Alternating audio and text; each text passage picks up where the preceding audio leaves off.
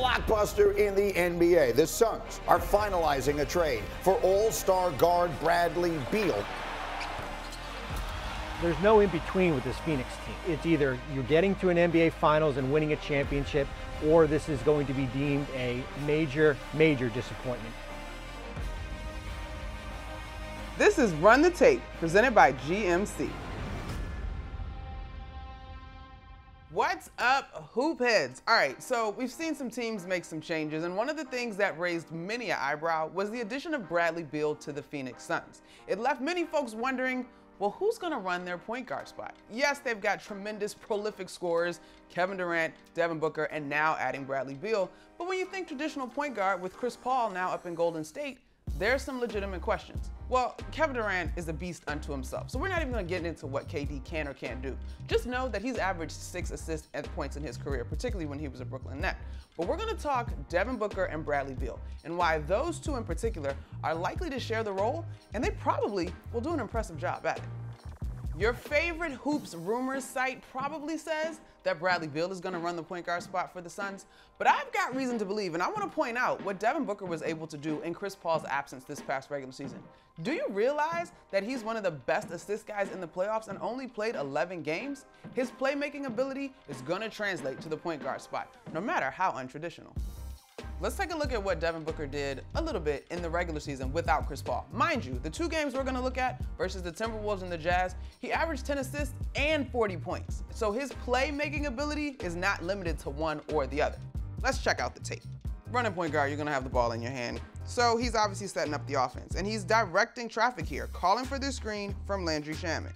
Watch as he attacks.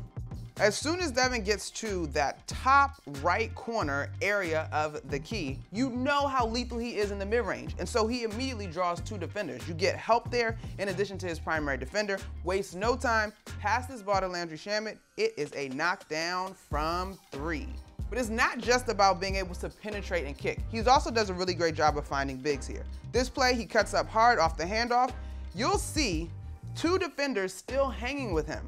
You've got his primary defender, and you've got DeAndre Ayton's defender, who's a little bit in that no man's land when it comes to guarding the pick and roll, which makes the pick and roll so lethal across the league. You gotta give a shout out to Mikal Bridges on this play as well, because he's gonna cut to the wing. And as somebody who you have to guard from 3, he clears a little bit of space for DeAndre Ayton on this cut, who playmaker Devin Booker is going to find.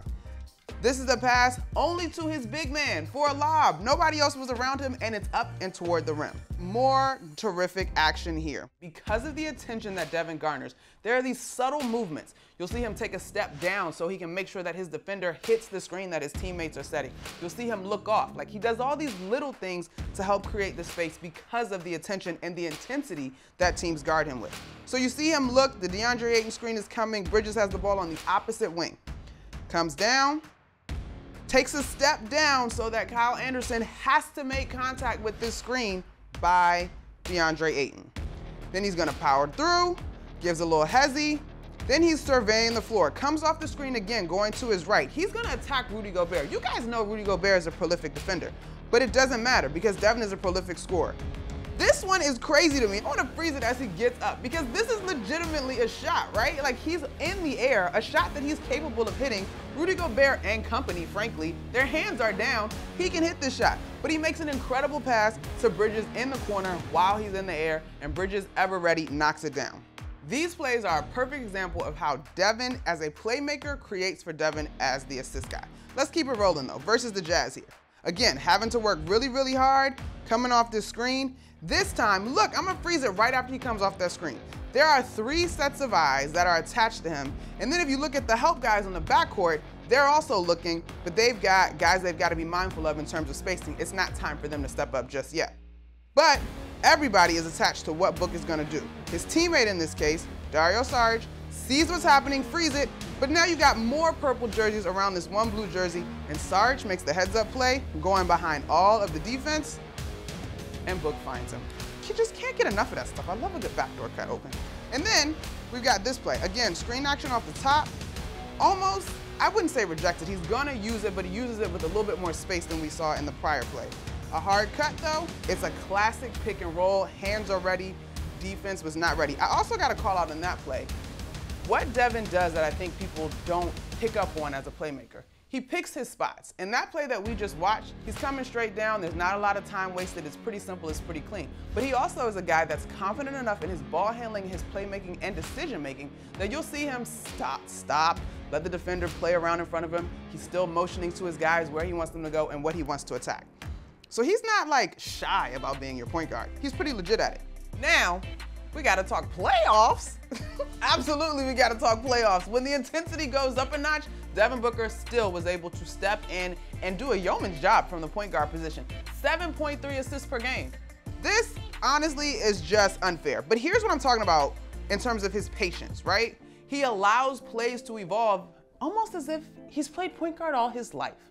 He takes his time, and I know, it's KD. Like, anybody can find KD, but you gotta give him a little credit for this one-hand look-off, finding KD coming across the lane for this cut, and of course, turn and shoot. Easy money sniper, it's just too easy. This time down though, on the catch, Book is so smart as a scorer. Mind you, that's Kawhi Leonard. So he catches and attacks immediately just to get the defense moving. He understands how important it is to keep the defense on their heels. Attacks the gut of this, is gonna send this pass across court to KD, comes back into the action, frees it, attacks again, although he's gonna attack going up the lane as opposed to going baseline. I actually think if he attacked baseline here, he either would have been able to finish or he would have had Bismack Biyombo in the gut of the paint, but neither here nor there. Attacking this defense, slows down his pace, goes back baseline. You missed it, y'all. Y'all see it? He had the dish right there to Biyombo, but instead, it's the tougher pass, the more costly pass if you're the Clippers, in fact, a three-point shot to Torrey Craig. Now granted, this roster looks a little different. We've talked about that a lot, but there's still gonna be a ton of space for the Phoenix Suns. In fact, I think back to a game prior to KD joining this roster during the regular season when I had a Suns game, and Devin told me that he was so excited to play with KD because there's gonna be a lot of space on the floor. That part has not changed, y'all. It's only gonna get better. More of this Clippers action. I love the patience that Book displays. He's calling for the Landry Shamet screen here, attacks that screen. He knows that Shamet is a capable shooter, comes off this other drive-by screen that DeAndre Ayton set that could have been better. Look at where he is. This is like deep Devin Booker, KD, Steph Curry three-point shooting range. And if they had taken a shot, we'd all would be like, okay, cool, like they shoot from deep. But this man makes a one-handed pass across the gut of this Clippers defense and finds KD in his shooter's pocket to knock it down cleanly. This is elite level vision, it's elite level trust in your teammates, and frankly, it's understanding the scout. That's a risky pass, but he understands and sees how the Clippers have spaced the floor and knows that if he puts this thing on the money, there's nothing they can do about it, and that proved to be true. Now let's take it to a different series. Check out some action versus Denver, which we know ultimately got the best of everybody in the league, frankly. But there, classic, simple, coming off this pick and roll action, beautiful bounce pass, so fundamentally sound, should never be underrated, to his big man, coming down the lane for a high percentage opportunity, and a much needed basket at that point, as that was a close ball game. Then here, being guarded one-on-one, goes into the gut of the defense, draws. I get it. As a defender, you gotta pick your poison. Devin's going to his left, to that free throw line where he is just chef's kiss, so good. But that's KD right there off the top of the key on the opposite side. Draws two, very simple, dish after the draw. Outstanding. All right, let's look at Bradley Beal now, one of the newest additions to the Suns roster. I am a DC girl, the Wizards are my home team. I know how good Brad can be. He's averaged 6 assists twice in his career, and one of those years, he even averaged 30 points to go along with it. So he too can pass the rock and can play make as well. Now, I will point this out. Bradley Beal's three-point shooting has been down. He's battled a lot of injuries over the past couple seasons, but as a catch and shoot guy, he's still lethal. If he can get back to his regular form from the three-point line, it will only enhance his playmaking ability. To the tape we go. Now this is just clean and simple. Taj Gibson, a veteran in this league, sets a terrific screen. I want to pause it right here. Look at this bounce pass. Brad is able to find Taj in his sweet spot right at the free throw line, which seems eerily similar to what DeAndre Ayton might like to do because he too draws two defenders. Taj's guy is completely out of position. It's a catch and shoot, pretty simple, standard stuff.